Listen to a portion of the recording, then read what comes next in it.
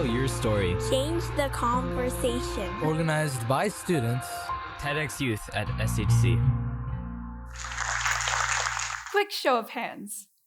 Do you find reading enjoyable? For most of my life, I would have said no.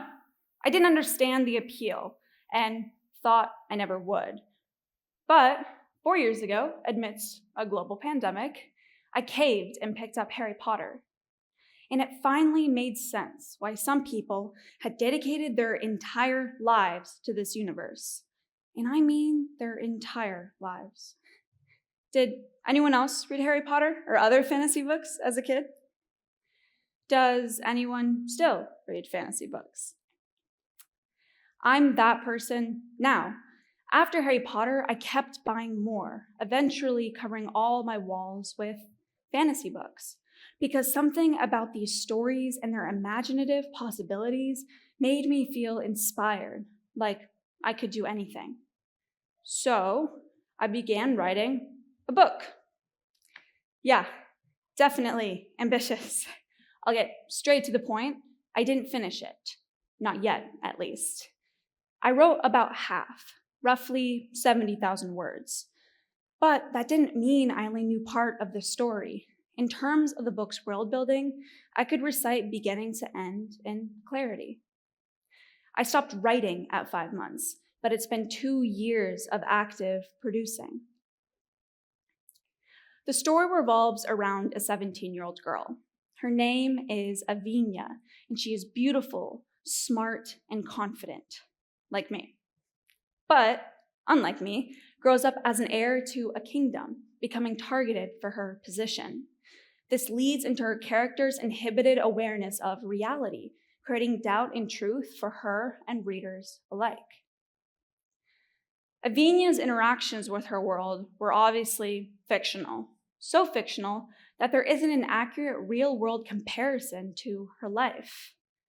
And that would become a challenge I would love. To build Avinia's story, I had to think abstractly, go against what I know, and create what I don't. Envision yourself absent of our developed knowledge, our concepts of life and communication and mundane living. It's hard to imagine, and practice is required. So I did. I practiced.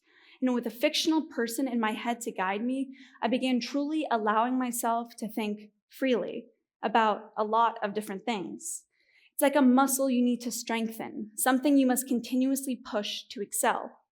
I gave myself grace in exploring controversial topics and found myself opposing norms I saw myself conformed to. That process led to the most important moment in this experience. I allowed myself to become vulnerable enough to interact with Avinia internally, speak to her as if she was my friend. Because previously, the concept of conversing with someone in my head felt A, irrational, B, severely uncomfortable. But in time, these interactions solidified a lot of questions for me. When I wrote her, created, and designed Avinia, I subconsciously created her partly as a way to help myself, my own questions, how I would live with fulfillment.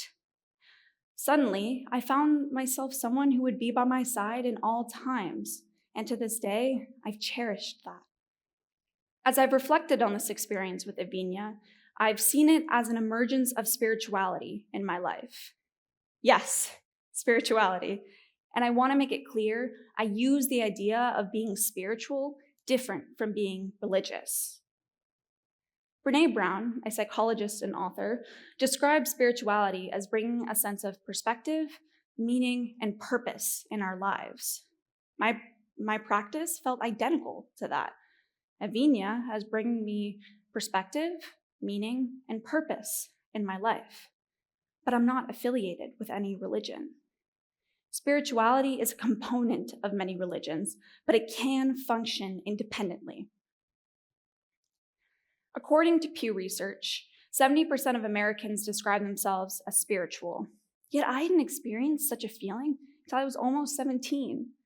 I wanted to know why and how Avinia touched me in a way no other force had. I now can confidently say that it lied with the essence of storytelling, fantastical storytelling.